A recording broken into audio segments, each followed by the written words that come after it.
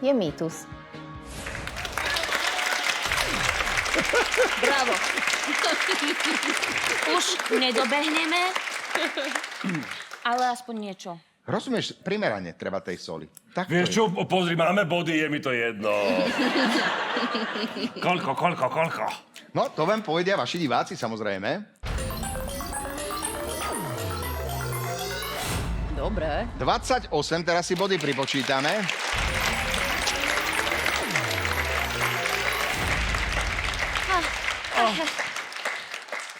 Posledná finálová hypotéza je za dvojnásobný počet bodov a znie takto. Hladný sudca skôr rozhodne v prospech obvineného ako najedený. Ja si Je to myslím, podľa vás keď si fakt najedený, alebo mýtus? Hlasujeme teraz. Keď si hladný. Hladný sudca skôr tak rozhodne v nerozhodný. prospech obvineného ako najedený. Vieš čo, aj tak nerozumiem tej otázke, Ani takže... ja, ale keď si hladný, tak nie si to ty. No poďme to rozobrať až potom, keď sa pozrieme, ako ste hlasovali. Mýtus fakt, rozdielne názory. Tak, ako je to u vás? Katka. Martin rozhodol. Ja som hladný a teraz by som rád rozhodol v prospech nášho víťazstva, aby sme išli domov a spokojne sa napapali. Ale ja si myslím, že to je chyba. Čo je teraz chyba? No za čo zahlasoval? Prečo si to myslíš, Katka? Ja si Odolne myslím, sa že si rozhodol. môžem myslieť, že... Ja si myslím, že si môžeš myslieť, že sa musí stárnuť a všetko je zlý sa. Tehotný si od piva, tak mi na to nie a tancuj. Daj si znova šancu a žij. No tak čau. Pardon.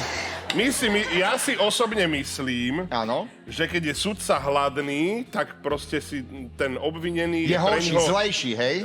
je pre ňoho horší, áno. A Áno, prečo? to si myslím aj ja. Ale prečo máme mýtus potom? Tak ale potom prečo ste dali vy fakt? Lebo rozhodne, keď si myslí sudca, že ten obvinený je horší, tak rýchlejšie rozhodne v jeho neprospech. Mne to dojde za 2 týždne, ja už to neriešim. Ako celá táto relácia, Katka, Myslím, hej? táto otázka. Aha, táto otázka. Nič. Jak sa hovorí, v oknách sa svieti, ale nikto nie je doma. Ja mám tiež zhasnuté.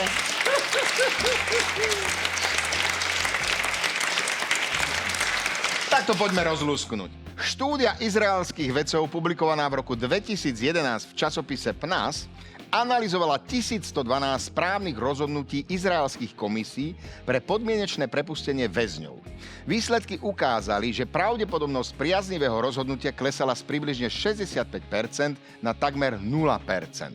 Čím viac sa blížila prestávka na jedlo, tým viac pribúdalo zamietavých rozhodnutí. Po prestávke sa však miera pozitívnych rozhodnutí opäť vrátila na 65%. Tomuto javu sa preto hovorí aj efekt hladného sudcu. Podľa psychológov rozhodovanie ľudí ovplyvňuje aj mentálne vyčerpanie z opakovaného vynášania verdiktov. Hypotéza hladný sudca skôr rozhodne v prospech obvineného ako najedený je teda mýtus. Wow. No dobre. Poďme spočítať body, koľko bodov vám nahonobili vaši diváci. Teraz tie body znásobíme. Pripíšeme do konečnej tabulky a zistíme, že... Víťazmi dnešných zátiaľ sa stali Katka Knechtová a Martin Madej. Gratulujeme!